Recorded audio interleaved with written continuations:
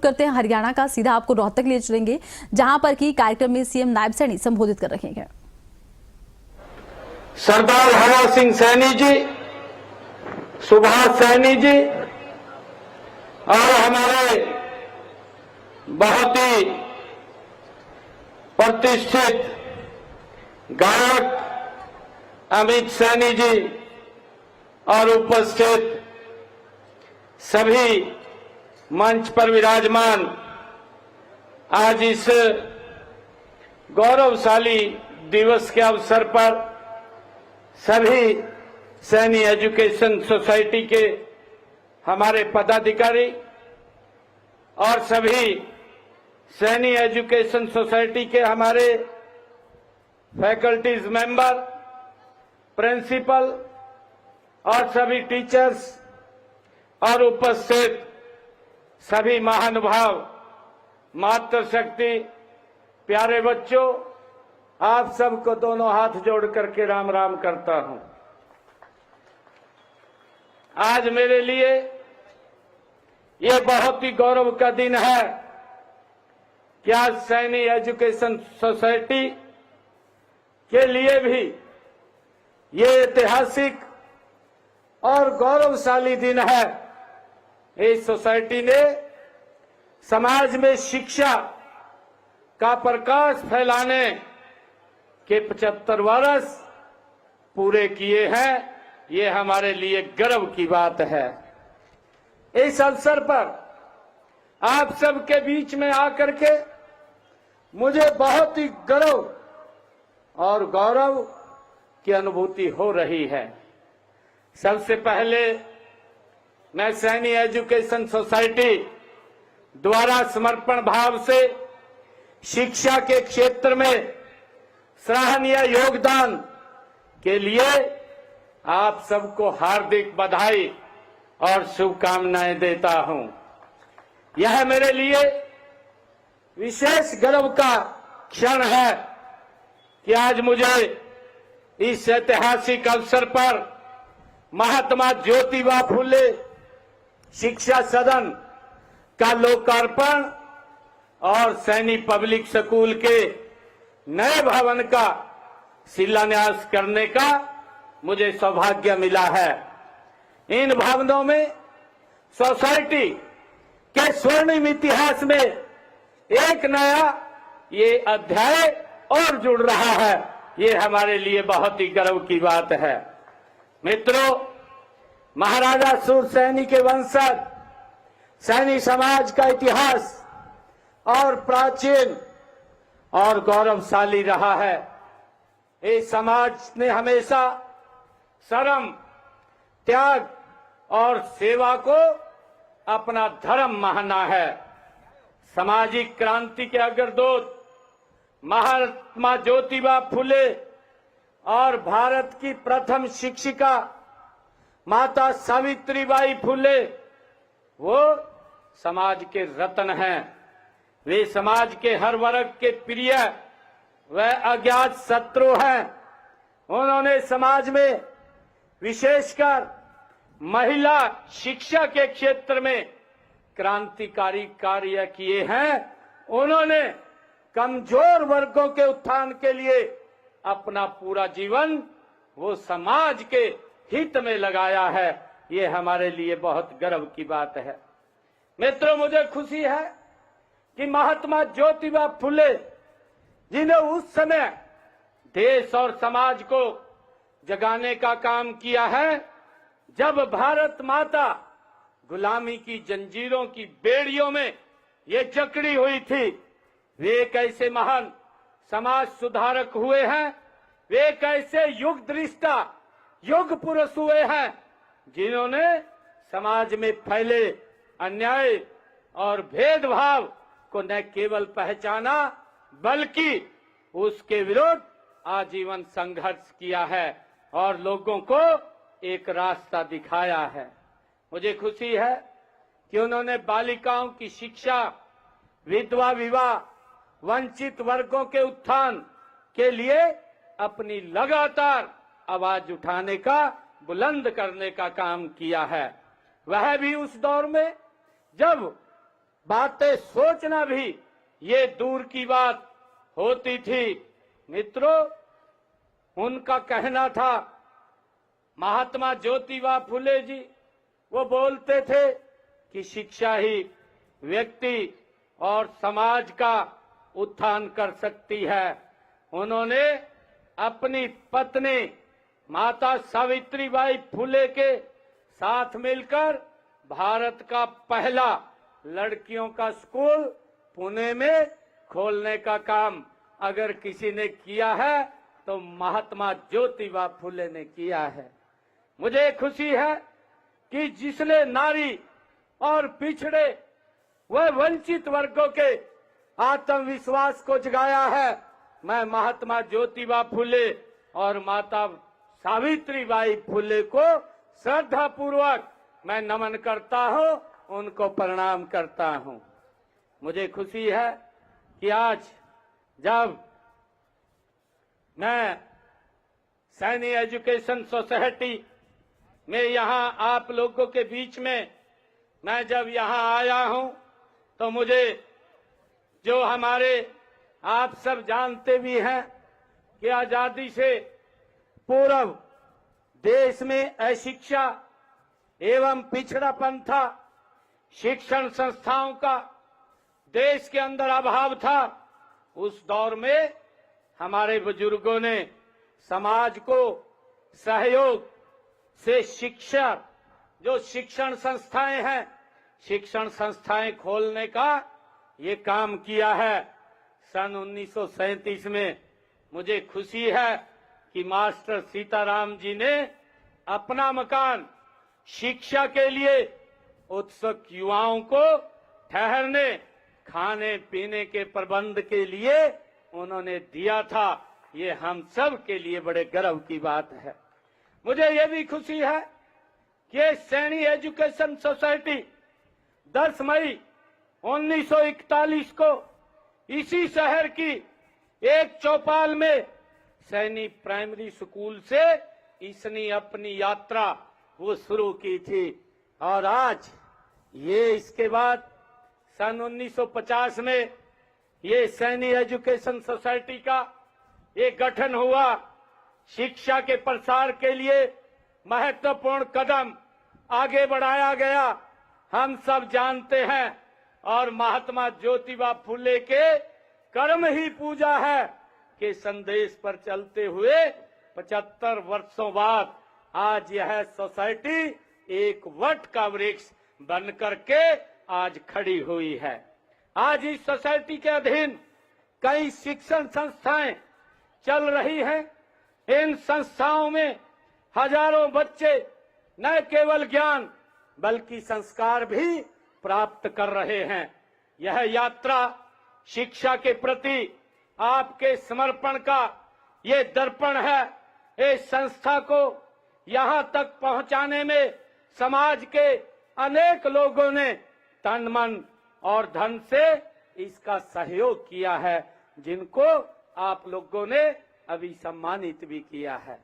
मैं उन सब का आभार व्यक्त करता हूं और उन सब को मैं नमन भी करता हूं, क्योंकि उन सब के प्रयासों से लगातार ये सैनी एजुकेशन सोसाइटी एक वट का वृक्ष बन करके आगे बढ़ी है। मुझे ये भी खुशी है कि 75 सालों की यह यात्रा केवल समय की गिनती नहीं है, बल्कि त्याग, परिश्रम और समर्पण की ये अमर गाथा भी है। मुझे ये खुशी है कि यहां से निकले अनगिनत विद्यार्थी आज डॉक्टर, इंजीनियर, शिक्षक, वैज्ञानिक और सैनिक और प्रशासक बन करके इस देश और प्रदेश की निरंतर सेवा कर रहे हैं।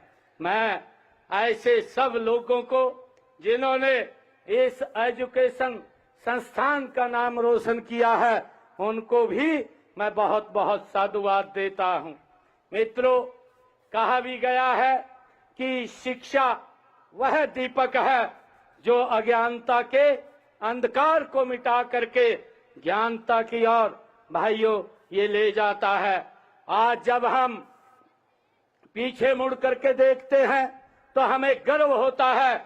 इस सोसाइटी ने शिक्षा का एक ऐसा दीपक, एक ऐसा लो जलाई है जो निरंतर प्रज्वलित हो रहा है। मुझे खुशी है कि महात्मा ज्योतिबा फुले जैसे हमारे महापुरुषों द्वारा दिखाए गए मार्ग पर चलते हुए हम हरियाणा एक, हरियाणवी एक की भावना से काम कर रहे हैं। मुझे भी खुशी है कि कोई भी राष्ट्र तभी समृद्ध बन सकता है जब उसकी शिक्षा व्यवस्था मजबूत हो। देश के हमारे यशस्वी प्रधानमंत्री आदरणीय नरेंद्र मोदी जी ने जो संकल्प लिया है कि 2047 तक विकसित भारत का विजन जो आदरणीय प्रधानमंत्री जी ने देखा है, मुझे ये खुशी है कि आज वह शिक्षा के बिना वो अधूरा है जो उन्होंने विजन रखा है। और इसी दिशा में हरियाणा में शिक्षा के अधिकार से आगे बढ़ करके गुणवत्तापूर्ण शिक्षा के अधिकार की दिशा में हम कदम तेजी से आगे बढ़ा रहे हैं।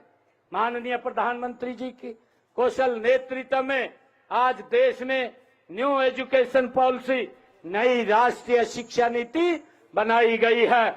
हमने इस शिक्षा नीति को प्रदेश में वर्ष 2025 तक इसको लागू करने का लक्ष्य हमारी सरकार ने रखा है। हालांकि देश में इसको लागू करने की समय अवधि 2040 तक है। हमने शिक्षा को केवल एक विभाग नहीं बल्कि समाज परिवर्तन का हमने औजार इसको माना है। हमने कुछ ठोस निर्णय किए हैं। सर्व शिक्षा अभियान के तहत सभी बच्चों व स्कूलों में नामांकन सुनिश्चित किया गया है। स्कूलों में डिजिटल शिक्षा को बढ़ावा दिया गया है। स्मार्ट क्लासरूम, टैबलेट वितरण और ई लर्निंग को प्रोत्साहन देने का काम हमारी सरकार निरंतर काम कर रही है। हमने आदरणीय प्रधानमंत्री जी ने पिछले दिनों बेटी बचाओ बेटी पढ़ाओ अभियान को व्यवहार में उतारते हुए छात्राओं के लिए सुरक्षित परिवहन, छात्रवृत्ति, सैनिटरी सुविधाएं हमने बढ़ाई हैं। हम आने वाले समय में हरियाणा को शिक्षा के क्षेत्र में अग्रणी राज्य बनाने के लिए हमारी सरकार प्रतिबद्ध है। हर ब्लॉक में उत्कृष्ट मॉडल स्कूलों की स्थापना, बच्चों में आर्टिफिशियल इंटेलिजेंस, कोडिड और डिजिटल कौशल की शिक्षा, कौशल विकास कार्यक्रमों को विद्यालय स्तर से जोड़ना और उच्च शिक्षा में अनुसंधान एवं नवाचार को बढ़ावा लगातार हमारी सरकार काम कर रही है। मित्रों, मुझे खुशी है कि हमने राज्य के सभी 22 जिलों में अटल टिंकरिंग लैब स्थापित की हैं। 5,000 से अधिक स्कूलों को वाईफाई कनेक्टिविटी से हमने जोड़ने का काम किया है। हमने डिजिटल शिक्षा को बढ़ावा देने के लिए 10वीं 12वीं के विद्यार्थियों को 5 लाख टैबलेट, लगभग 40,000 कक्षाओं में डिजिटल बोर्ड और 1021 आईसीटी लैब हमने स्थापित किए हैं। मित्रों, प्रदेश में बच्चों की नींव मजबूत करने के लिए हमने पहली से कक्षा से 3 कक्षा तक फंक्शनल लिटरेसी एंड न्यूमेरिक कार्यक्रम की हमने शुरुआत की है। हरियाणा में स्कूलों में ही नेशनल स्किल क्वालिफिकेशन फ्रेमवर्क के माध्यम से बच्चों को विभिन्न कौशलों में निपुण बनाने की व्यवस्था ये हमारी सरकार ने की है। अब तक 1001 स्कूलों में यह व्यवस्था की जा चुकी है। राज्य में 1420 राजकीय मॉडल संस्कृत प्राथमिक विद्यालय बनाए गए हैं। इनका मुख्य उद्देश्य नो होमवर्क वातावरण में छोटे बच्चों के मन से पढ़ाई के भय को दूर करना है। प्रदेश में 218 राजकीय मॉडल संस्कृत वरिष्ठ माध्यमिक विद्यालय स्थापित किए हैं और ये सीबीएसई से संबंधित हैं और इसमें पठन पाठन का माध्यम भी अंग्रेजी है। पीएम श्री स्कूल योजना के तहत प्रदेश में 250 पीएम श्री स्कूल विद्यालय ये हरियाणा प्रदेश में हमने खोले हैं। राजकीय विद्यालयों में पढ़ने वाले हमारे मेधावी विद्यार्थियों को मुफ्त कोचिंग उपलब्ध कराने हेतु सुपर 100 कार्यक्रम ये चलाया जा रहा है और इसके तहत 534 बच्चों ने IIT, IIT व NET में जैसी परीक्षाओं में सफलता हासिल की है जो हमारे सरकारी स्कूलों में विद्यार्थी पढ़ रहे हैं।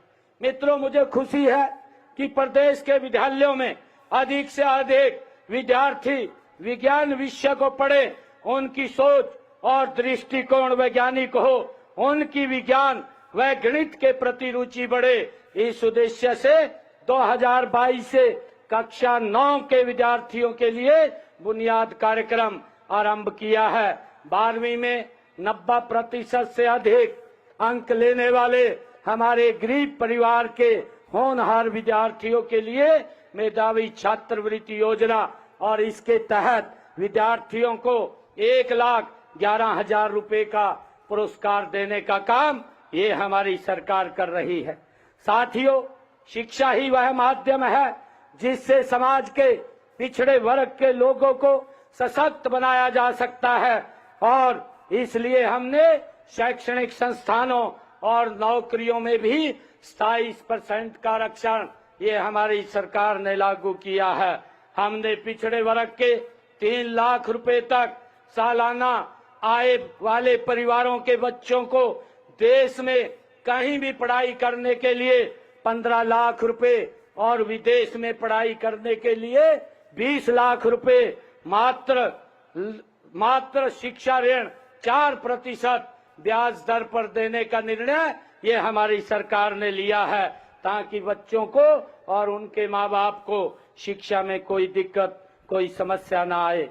मित्रों, प्री मैट्रिक छात्रवृत्ति योजना के तहत पिछड़े वर्ग के हमने 9वीं और 10वीं कक्षा में पढ़ने वाले बच्चों को 4,000 रुपए वार्षिक शैक्षणिक भत्ता देने का काम भी ये हमारी सरकार कर रही है। मित्रों, मुझे ये भी खुशी है कि पीएम यशस्वी योजना के तहत अन्य पिछड़ा वर्ग के विद्यार्थियों को 5,000 रुपए से लेकर के 20,000 रुपए तक शैक्षणिक भत्ता, ट्यूशन फीस ये भी प्रदान की जाती है और पोस्ट मैट्रिक छात्रवृत्ति योजना के अंतर्गत पिछड़े वर्ग के विद्यार्थियों को 160 रुपए से 750 रुपए मासिक छात्रवृत्ति दी जाती है और इसके अतिरिक्त सभी नॉन रिफंडेबल फीस की प्रतिपूर्ति भी वो की जाती है। मित्रों, डॉक्टर अंबेडकर मेधावी छात्र संशोधित योजना के तहत पिछड़ा वर्ग के विद्यार्थियों को उच्च शिक्षा के लिए 8,000 रुपए प्रति वार्षिक छात्रवृत्ति प्रदान की जाती है और हमने निर्णय किया है जिन परिवारों की आय 1,80,000 रुपए से कम है ऐसे परिवारों के बच्चों को 12वीं कक्षा तक उनको फिर उनकी फीस पूर्ण रूप से माफ करने का निर्णय ये हमारी सरकार ने लिया है और इन्हें हम मुफ्त वर्दी, पुस्तकें, लेखन सामग्री भी ये उपलब्ध कराई जाती है। ऐसे परिवारों की बेटियों को कॉलेजों में भी और यूनिवर्सिटी में भी फीस को हमने पूर्ण रूप से माफ किया है। मित्रों, मुझे खुशी है चिराग योजना के माध्यम से आर्थिक रूप से जो हमारे कमजोर वर्ग के बच्चों को प्राइवेट स्कूलों में पढ़ने का अवसर दिया जा रहा है। इन विद्यार्थियों की फीस की पूर्ति सरकार द्वारा की जा रही है। इस योजना के तहत 2,650 हमारे गरीब परिवारों के बच्चों का मान्यता प्राप्त निजी स्कूलों में दाखिला भी कराया गया है। प्रदेश के 1,381 स्कूलों में लगभग 2 लाख विद्यार्थियों को व्यावसायिक शिक्षा प्रदान की जा रही है। निःशुल्क विद्यार्थियों को परिवहन सुरक्षा योजना के तहत 1ली से 12वीं कक्षा तक के 35,000 विद्यार्थियों को निःशुल्क परिवहन सुविधा भी प्रदान की जा रही है। और इसी तरह छात्रा परिवहन सुरक्षा योजना के तहत 9वीं से 12वीं कक्षा की 6,506 छात्राओं को निःशुल्क यातायात सुविधा भी प्रदान की जा रही है। मुझे खुशी है कि आप ही इस राष्ट्र का भविष्य है। आपके सपनों में ही भारत की ये दिशा छिपी है। मैं आप सभी से, अपने सभी बच्चों से यह कामना करता हूं, कहना चाहता हूं कि आप अपने अंदर जो जिज्ञासा रखें, कड़ी मेहनत करें और सच्चाई की राह पर आगे बढ़ते चले। ऐसी मैं आप सब युवा साथियों से अपील भी करता हूं।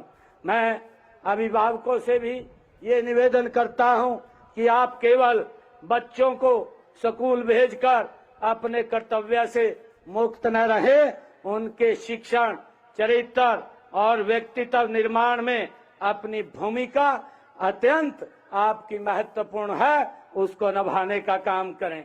मित्रों, लगातार हम युवाओं को, चाहे हरियाणा सरकार के अंदर रोजगार की बात हो, आप लोग देख रहे हैं पिछले लगभग ये 10.5 वर्षों में हमारी सरकार ने 1,80,000 से ज्यादा युवाओं को बिना पर्ची, बिना खर्ची के हरियाणा सरकार में नौकरी देने का काम किया है।